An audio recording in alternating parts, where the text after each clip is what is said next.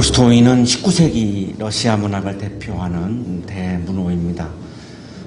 아버지가 백작인 그런 귀족 집안에서 태어나서 굉장히 아주 부유하게 어릴 때부터 자라났고요. 그리고 기독교 집안입니다. 정교회죠. 그래서 어릴 때부터 그냥 그 부모님들의 권유에 의해서 이제 신앙생활을 하고 교회 생활을 하다가 보니까 굉장히 거기에 대한 이제 반발심이 생겼고요. 이 기독교 신앙이 나에게 자유와 해방을 주는 것이 아니라 오히려 나를 구속하는, 나를 아주 힘들게 하는 나쁜 것으로 그렇게 어릴 때부터 그렇게 인식이 되었습니다. 그래서 18살 대학교 2학년 때인데 청년 시절에 기독교를 떠나게 됩니다. 인용하겠습니다. 나는 그리스 정교의 세례를 받았으며 이 신앙으로 성장했다. 유년 시절부터 청년 시절까지 나는 이 신앙의 가르침을 받았다. 그러나 대학 2학년을 중퇴하던 무렵인 18세 때 나는 그때까지 배워온 어떤 것도 믿지 않게 되었다.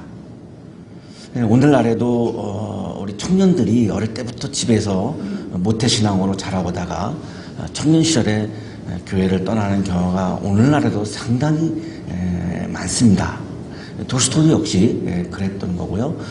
굉장히 그 고뇌가 많았음을 우리가 알 수 있는데, 신에 대해 선한 인간이 되고자 하는 욕망이 다른 사람에게 선한 사람으로 보이고자 하는 욕망으로 바뀌어 버린 것이다. 그래도 어릴 때는 하나님께 예쁘게 보이려고 예배도 드리고 했는데 청년이 되면서 이제는 어떻게 하면 내가 사람의 인심을 얻고 사람의 인기를 얻을 수 있을까, 이렇게 자기 자신이 변해갔다라고 지금 토로를 하고 있는 거죠. 그래서 기독교를 떠나고 나니까 이제 모든 것이 자유롭습니다. 나를 구속하는 것도 없고 나를 막는 것도 없고 어떤 뭐 율법도 없고, 그러다 보니까 굉장히 이제 자유로워져서 아주 방탕한 생활을 하기 시작을 합니다. 24세 때 중편소설 유년시대를 썼는데요. 아주 많은 사람들의 갈채를 받으면서 정말 혜성같이 이렇게 문인으로 등장을 하고요. 41세 때 세계적인 작품이죠. 전쟁과 평화 6권인가 8권인가를 그 긴 장편소설을 완성을 하고 49세 때 안나 카레니나를 발표하면서 이제 완전히 세계적인 작가의 반열에 올라서 정말 러시아를 대표하는 그런 문인으로 추앙과 존경을 받기 시작을 합니다. 그런데 마음에 기쁨이 없는 겁니다. 세계적인 문호가 됐는데도 불구하고 늘 마음에 기쁨이 없는 자신을 발견하고, 특히 죄에 대한 그런 불안함, 공포, 자유분방하게 방탕하게 그거를 즐기며 살기는 했는데 계속해서 끊임없이 자기 마음 안에 그 죄에 대한 불안감, 죄에 대한 공포, 계속 자기를 따라오면서 굉장히 괴롭히는 자신을 발견하게 되면서 자살을 결심을 합니다. 수도 없이 자살을 사실은 결심을 했던 것이 바로 톨스토이였습니다. 이미 세계적인 문화가 됐는데도 불구하고 기쁨이 없으니까 그런 것이 자기에게 의미가 없었던 거죠. 이성적 인식은 나를 인생은 무의미하다는 결론으로 인도했다. 그래야 나의 삶은 정지되었고 나는 자살을 원했다. 나는 스스로에게 나의 삶은 무엇인가라고 물었다. 그리고 그것은 악이며 무의미한 것이다라는 해답을 얻었다. 방탕하고 있는 자신의 삶을 보니까 삶이란 뭐냐? 악이구나 라고 하는 것을 자신의 모습 속에서 발견을 하고 있는 거죠. 그리고 그것은 악이며 무의미한 것이다라는 해답을 얻었다. 실제로 온갖 욕망에 사로잡혀 있던 나의 생활은 악과 무의미의 연속에 지나지 않았다. 이때 비로소 톨스토이가 모태신앙으로서 습관적인 신앙생활이 아닌 참으로 정말 실존적으로 하나님을 찾기 시작을 합니다. 자기의 삶이 악으로 보였고 자기의 삶의 어떤 무의미성, 세계적인 문호의 무의미성, 이런 거를 경험을 하면서 정말로 마음 깊은 곳에서 진지하게 하나님에 대한 물음, 하나님에 대한 찾기를 시작을 하는 거죠. 나는 극심한 두려움에서 잡혔다. 그래 내가 찾아 헤매고 있는 자를 향해 도움을 달라고 기도하기 시작했다. 주여 나를 불쌍히 여기시어 구원해 주소서. 오늘날의 많은 그리스도인들이, 청년들은 물론 교회를 떠납니다만 우리 성인들도 바로 이 시점에서 고뇌하고 고민하는 그리스도인들이 많을 것이라고 생각을 합니다. 내가 어떤 이유에서든지 내가 교회를 다니고 있고 신앙생활을 하고 있지만 내가 하나님을 만나지 못하고, 내가 하나님을 인격적으로 만나지 못하고 하나님이 주시는 기쁨을 내가 경험하지 못하고, 그런데 내 자신은 지금 교회에 와 있고 근데 내 마음에는 성령이 안 계시고 하는 이 갭 속에서 이런 고뇌를 많이 하는 그리스도인들이 상당히 많을 거라고 저는 그렇게 생각을 하는데요. 톨스토이가 아주 대표적으로 그런 고뇌를 했음을 우리에게 토로해 주고 있습니다. 이날 이후에 그는 신학에 대한 관심을 가졌게 되었고 구원이라고 하는 문제에 대해서 관심을 갖기 시작합니다.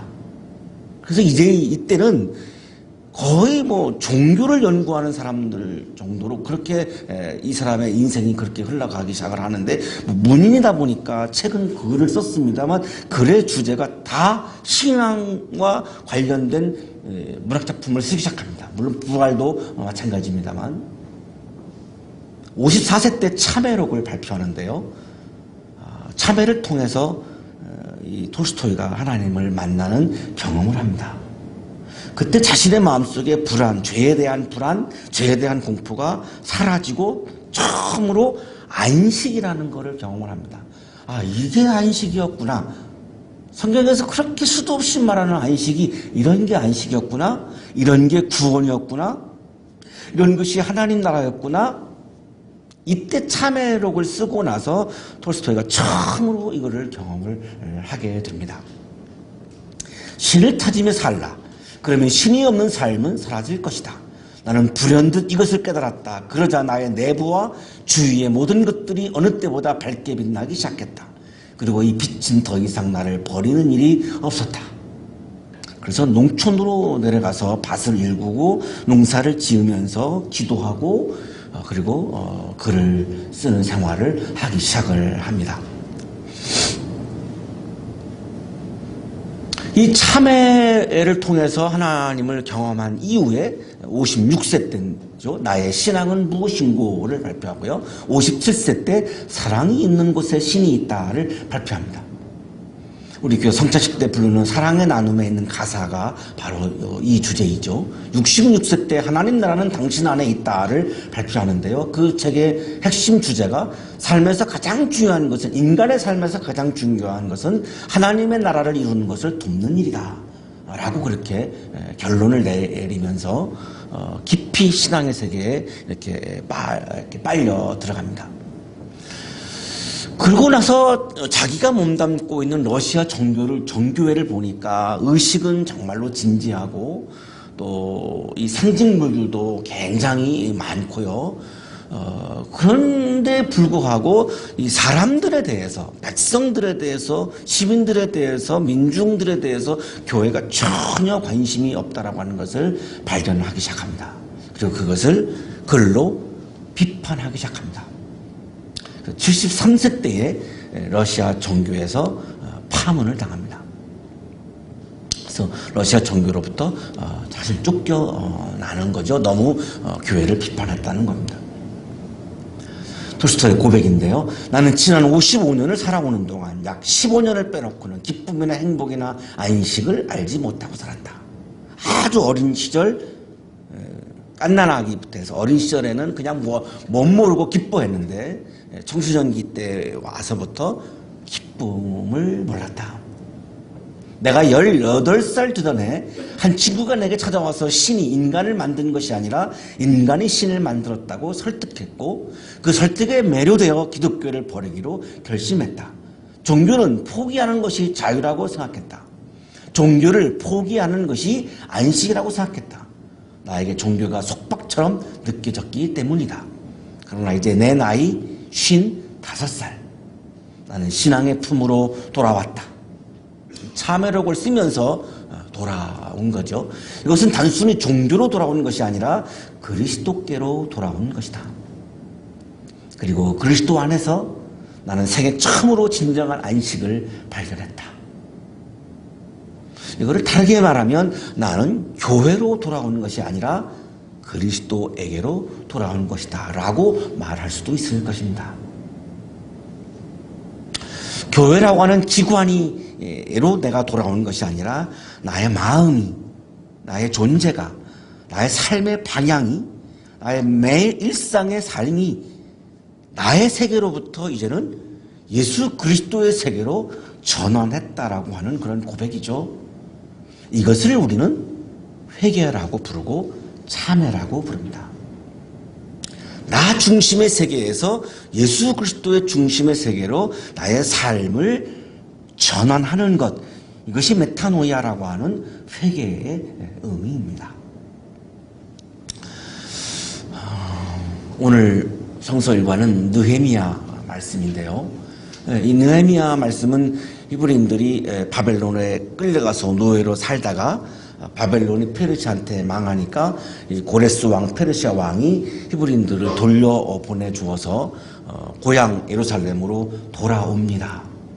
돌아와서 예루살렘 도시도 재건하고 성전도 재건하라는 것이 고레스 왕의 명령이었습니다. 고레스 칙령이라고 하는데요. 참 놀라운 거죠. 이방 나라의 왕이 히브리인들 보고 무너진 예루살렘의 성을 회복하고 그리고 너희들의 생명과 같은 성전도 회복해라. 내가 물질적인 거 다 해주겠다. 이게 페르시아 왕 고레스 왕의 칙령입니다. 이게 성경에 나와 있는데요. 그래서 히브리인들이 4차에 걸쳐서 예루살렘으로 귀향을 합니다. 1차 귀향은 그 왕족이었는데요. 세스바살이라고 하는 그 왕족이 이렇게 인도해가지고 예루살렘으로 돌아오고 2차 귀향은 제사장인 예수아와 왕족인 스룹바벨이 이렇게 지도해가지고 인도해가지고 예루살렘으로 돌아옵니다. 이분들이 올 때마다 계속해서 이제 왕의 명령이었기 때문에 성전을 재건을 하려고 계획도 세우고 노력을 했지만 그것이 여의치 않아서 계속 실패합니다. 3차 귀향이 이제 에스라라고 하는 제사장이고요. 에스라 성경도 있죠. 이 에스라는 어떻게 그거를 가지고 있었는지는 안 밝혀져 있습니다만 모세의 율법을 품고 있다가 그거를 가지고 왔습니다. 시내산에서 받은 모세의 이 법은 히브리인들의 정말 정신적인 가장 핵심적인 거죠. 근데 그거를 품고 있다가 이 에스라가 그걸 가지고 와가지고 히브리 백성들 앞에서 예루살렘에서 무너진 그 성터 위에 서가지고 그거를 읽습니다. 율법의 회복이에요. 자, 그런데 아직 회복되지 않은 게 있는데 그게 바로 성전입니다. 그래서 이 4차 귀향 때에 리더로 온 사람이 이제 느헤미야인데 이 사람은 유대인으로서 페르시아 왕의 아주 고위 관리였습니다. 그 역할은 왕에게 술을 따라 올리는 그런 직무를 하는 사람인데 굉장히 이 권력이 막강한 이 관리였다고 성경에 나옵니다. 그때 나는 왕에게 술잔을 받들어 올리는 일을 맡아보고 있었다. 술관원은 고대 근동지역 국가행정부에서 왕의 신임을 받던 고위직 가운데 하나로서 막강한 권력을 갖고 있었다. 굉장히 왕의 총애를 받고 있었던 유대인이 느헤미야였던 거죠. 그래서 이 고레스 왕이 총독으로 임명합니다. 총독으로 임명해서 나를 대신해서 히브리인들을 네가 다스리고 통치해라. 자, 그런데 진전이 안 되고 있는 예루살렘 성전을 시급하니 그래야 히브리인들이 안정이 되고 히브리인들이 안정이 돼야 나도 내 마음이 편안하니까 그래서 나도 그들을 지배할 수 있으니까 얼른 가장 제일 급선무는 성전을 회복하는 거다. 라고 하는 임무를 이 느헤미야에게 준 거죠. 그래서 그 임무를 갖고 총독으로서 왔습니다. 돌아와가지고 일단 먼저 예루살렘 성벽을 개축합니다. 지금 사진에서 보시는 장면이 그 유명한 통곡의 벽에서 그 밑에 이렇게 그 떨어져 있는 돌들, 그때 무너진 모습이 그대로 남아있는 거죠. 그래서 이제 성벽을 하나씩 이제 유대인들과 이렇게 쌓기 시작을 하는데 굉장히 유능하고 솔선수범하는 그런 아주 청렴한 총독이어서 거의 모든 유대인들이 존경을 했고요. 유대 역사, 우리로 말하면 뭐 세종대왕 이순신은 우리 역사 존경하는데, 유대인들이 자기들의 모든 역사에서 가장 존경하는 왕 중에 한 사람, 이 지도자 중에 한 사람이 느헤미야를 꼽습니다. 그 정도로 자기가 솔선수범해서 돌도 쌓고 사람들을 격려하고 아주 매우 존경받았던 그런 리더고 지도자였습니다. 그래서 예루살렘 성전의 회복이 굉장히 빨라졌고, 결국은 이제 성전을 다시 이제 제2성전을 짓는 것을 완성하게 됩니다. 그런데 이 느헤미야가 정말로 존경스러운 것은, 그렇게 성전이 회복되려면, 성전이 회복되기 위해서는, 이스라엘이 회복되기 위해서는, 유대가 회복되기 위해서는 반드시 거쳐야 될 문이 있다고 본 겁니다. 성전이 왜 지금 안 지어지는가? 우리가 이렇게 고레스 왕이 지원함에도 불구하고 왜 안 지어지는가? 왜 이스라엘 공동체가 이렇게 무너졌는가? 왜 이스라엘이 회복되지 않는가? 이런 질문을 던지면서 성전이 완성되려면 반드시 그 전제가 있다라고 강조를 한 겁니다. 그 전제가 뭐냐? 회개라고 한 겁니다. 회개가 없이는 성전이 회복될 수 없고, 회개가 없이는 신앙이 회복될 수 없고, 성전이 없이는 하나님 신앙이 우리 민족 안에 회복될 수 없다라고 그렇게 강조를 합니다. 이 점이 히브리인들이 가장 존경하는 이유 중에 하나이고요. 굉장히 중요한 맥을 딱 보고 짚었다고 그렇게 다 인정을 하는 거죠. 그래서 히브리인들이 회개가 아니고서는 우리가 살 길이 없겠구나라고 하는 것에 대해서 동의를 합니다. 오늘 느헤미야 9장이죠. 9장 1절 5절에 요 회개를 강조하는 말씀이 나오고 있습니다. 그달 24일에 이스라엘 자손이 다 모여서 금식하면서 굵은 베옷을 입고 먼지를 뒤집었었다. 이스라엘 자손이 다 모였다는 거죠. 모든 국민이 한 사람도 안 빼놓고, 그만큼 에스라의 그 애절한 그 간절한 그 호소를 정말로 마음으로 히브리인들이 받아들인 거죠. 그래서 그걸 다 받아들이고 다 모였습니다. 이때가 언제였냐면 초막절 때였습니다. 이스라엘에 이제 3대 절기가 있는데, 6월절, 77절, 초막절. 6월절은 이제 출애굽을 하는 것을 기념하는 거고, 77절은 출애굽한 지 50째 날, 49일, 50째, 그래서 77, 49니까요. 50째 날 시내산에서 율법을 받죠. 그것을 기념하는 거고, 초막절은 광야에서 이제 초막을 짓고 살았기 때문에요. 40년 동안. 그거를 가나안 땅에 들어간 다음에도 일부러 광야에 나가서 초막을 짓고 생활하면서 그거를 기념했던 그런 절기입니다. 이 초막절 때였는데 온 히브리인들이 지금 다 모여서 첫째 한 것이 뭐냐면 금식이었습니다. 이 금식의 의미는 내 나를 비우는 거죠. 내 속을 다 비우는 건데, 내 속을 비운다라고 하는 의미는 내 욕망을 비운다는 겁니다. 이 내 욕망을 비우는 것이 회개의 출발이라는 겁니다. 그러니까 내 욕망을 비우지 않고는 회개가 가능하지 않다라는 거죠. 세계적인 성서학자 윌리엄 바클레이가 로마서 주석에서 욕망에 대해서 설명을 했습니다. 욕망이라고 번역된 에피투미아가 이 본문 해결의 열쇠이다. 이 아리스토텔레스는 에피투미아를 쾌락을 얻으려고 애쓰는 것이라고 정의했다. 자, 그런데 이 바클레이는 다른 관점에서 이 욕망을 해석하고 있습니다. 이것은 이 세상이 공급해 줄 수 있는 물질과 향락의 마음을 두고 천지의 창조주는 완전히 잃어버린 사람의 증상이다. 쾌락을 추구하는 것을 욕망이라고 아리스토텔레스는 봤는데, 바클레이는 성서학자로서 성경에 나와 있는 욕망의 의미는 세상에 온 나의 마음을 다 빼앗겨가지고, 세상을 떠날 수는 없습니다만 세상에 내 마음을 다 빼앗겨가지고 하나님을 완전히 잃어버린 증상, 이 상태가 바로 욕망이다라고 그렇게 해석을 합니다. 또 이것은 이 세상에 완전히 빠져버려 하나님에 대한 생각은 전혀 하지 않게 된 사람의 생활 방식이기도 하다. 그래서 히브리인들이 노예가 된 상황에서, 나라를 잃어버린 상황에서 무슨 욕망을 품을 게 뭐가 있겠습니까? 다 밑바닥까지 갔으니까요. 그래서 어떻게 보면 이것이 가능했을지도 모릅니다. 다 그거를 내려놓고 우리의 마음 100% 모두가 다 하나님을 향하자라고 하는 마음으로 지금 온 백성이 모여서 지금 금식을 하고 있는 겁니다. 그리고 굵은 베옷을 입고, 베옷을 입는 이유는 내가 죽었다는 의미입니다. 우리가 장례식 때 베옷을 입죠. 내가 죽었다. 나는 죽었다. 난 없다.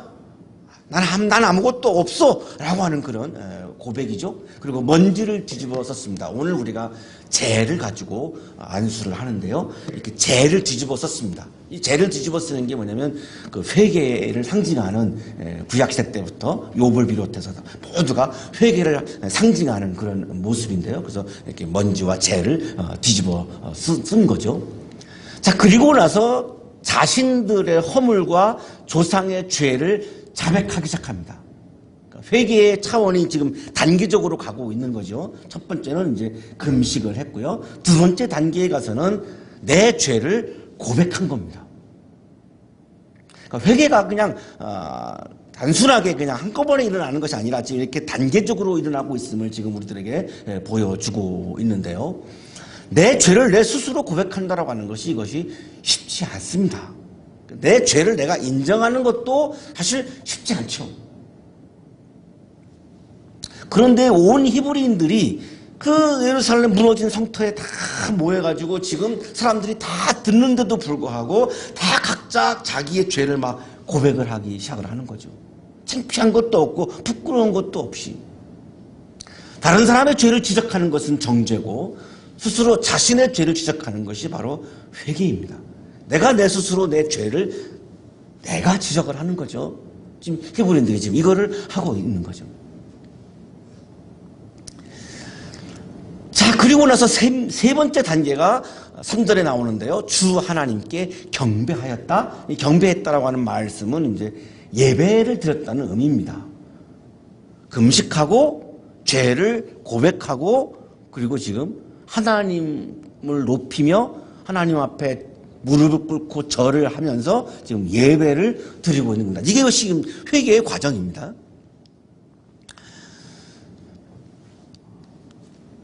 말씀의 묵상은 죄의 고백으로 이어졌고, 그리고 죄의 고백은 또 하나님을 경배하는 거로 이어졌습니다. 모두들 제자리에서 일어나서 낮에 4분의 1은 주 하나님의 율법책을 읽고, 또 낮에 4분의 1은 자기들의 죄를 자백하고 주 하나님께 경배하였다. 말씀 읽기, 렉시오죠. 읽기. 그것이 죄의 고백을 가져왔고, 죄의 고백은 하나님을 예배하는 마음을 주신 거죠. 제가 가장 은혜 받은 귀절이 4절, 5절입니다. 4절에 가서 이 사람들이 큰 소리로 하나님께 부르짖습니다. 저는 이것이 그냥 회개의 기도라고, 4절을 읽을 때까지는 회개의 기도라고 생각을 했는데, 이 크게 부르짖은 내용이 회개의 기도가, 단순한 회개의 기도가 아니었던 겁니다. 놀랍게도 이 큰 소리로 부르짖은 내용이 뭐였냐면 5절에 나옵니다. 모두 일어나서 주 너희 하나님을 찬양하여라. 하나님을 찬양하는 거였습니다. 회개는 말씀을 읽고, 내가 금식하면서 말씀을 읽고, 그리고 내 죄를 고백하고, 그리고 내가 하나님 앞에 예배를 드리고, 그리고 맨 마지막 단계가 하나님을 찬양하는 겁니다. 거기에는 나를 찬양하는 마음은 전혀 이제 없어져 버렸죠. 오로지 하나님 말을 찬양하는 거죠. 이 찬양이, 하나님을 찬양하는 것이 회개의 마지막 결론입니다. 여기까지 가야 내가 회개했다라고 하는 겁니다.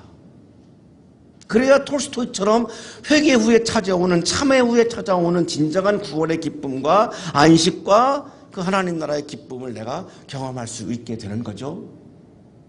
왜 우리가 이 경험을 못할까 생각을 해보면, 이 4단계를 끝까지 가지 못하고 중간에 머문다든지 중간에 포기한다든지 이러면서 우리가 아마 이런 경험을 못하지 않는 건가, 이런 생각을 하게 되는데, 금식하며 내 욕망을 비우면서 말씀을 읽고, 그리고 내 죄를 고백하고, 그리고 예배를 드리고, 그리고 맨 마지막에 진정으로 회개한 사람은 하나님을 찬양하게 된다는 거죠. 이것이 4단계에 걸쳐서 일어나는 회개의 과정임을 지금 느헤미야서가 우리에게 말씀해 주고 있습니다.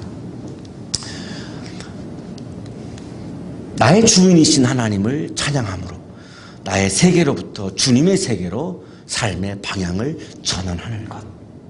이것을 성서는 진정한 참회라고 회개라고 말씀을 하고 있고, 느헤미야는 히브리인들에게 이것을 애절하게 호소했던 것이고, 이것을 온 히브리인들과 함께 무너진 성터 위에서 이 4단계의 과정을 다 지금 밟고 있고요. 그 열매가 성전의 회복, 제2성전의 완성이었던 거죠. 그래서 잃어버린 율법을 회복하고 성전을 회복하면서 나라가 회복되어지 않았지만 이스라엘 사람들은, 히브리인들은 그때 이미 우리 민족이 회복되었다, 하나님의 사랑과 우리 안에 회복되었다라고 하는 것을 영적으로 경험하기 시작을 합니다. 회개라고 하는 문이 아니었다면 히브리인들이 과연 지금 살아있을까라고 하는 질문을 하게 됩니다. 아마도 회복은 불가능했을 것이다. 그러나 이 회개가 그들을 회복시켰구나 라고 하는 것을 성설과에서 묵상하게 됩니다. 우리의 신앙이 회복돼야 되고요, 우리의 건강도 회복돼야 되고, 우리의 기쁨도 회복돼야 하죠. 그것은 회개라고 하는 문을 통해서만 일어나는 영적인 사건입니다. 사순절 오늘부터 주일을 빼고, 주일은 작은 부활절이어서 주일은 포함되지 않습니다. 주일은 빼고 이제 40일 동안 사순절이 시작됩니다. 이 사순절 기간 동안 우리가 이 4단계의 회개의 과정을 거쳐서 부활절 아침 우리가 부활을 경험하는 그런 우리 사순절기가 되었으면 좋겠습니다. 회개의 경험이 없다면 부활을 경험할 수 없습니다. 그래서 이 40일 사순절기 동안 회개의 경험이 우리에게 너무나 소중한 것이죠. 사순절 40일 동안 꼭 회개를 경험하시고, 부활절 아침 우리 모두가 부활을 경험하고 부활을 축하하고 서로가 부활을 노래할 수 있는 그런 사순절기가 되시기를 주님의 이름으로 축복합니다.